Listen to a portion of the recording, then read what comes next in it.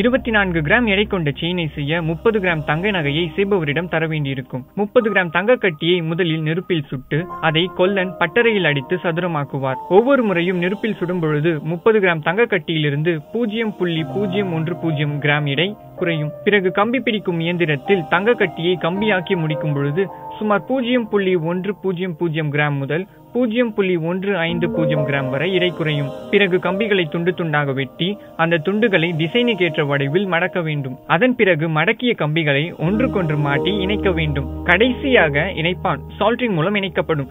இறுதியாக கட்டிங் இயந்திரத்தில் diamond tool மூலமாக கட்டிங் செய்வார்கள். இதுதான் நகை தயாரிப்பின் கடைசி நிலை. இப்படி செய்யும் பொழுது நகை மினுமினுப்பு ஏற்படும். அந்த சமயத்தில் தங்கம் மணல் தூள் போல பறக்கும். இதை ஒரு அளவுக்கு சேகரித்து விடுவார்கள். அந்த கட்டத்தில் 0.100 கிராம் முதல் 0.200 கிராம் வரை இடையிழப்பு ஏற்படும். ஆக கட்டி தங்கம் செயினாக முழுமையடையும் பொழுது சேதாரம் 0.600 கிராமிலிருந்து 0.800 கிராம் வரை இருக்கும். இவற்றிலிருந்து கூடுதலாக சேதாரம் வைத்துதான் நகைக்கடைகளில் விற்பார்கள்.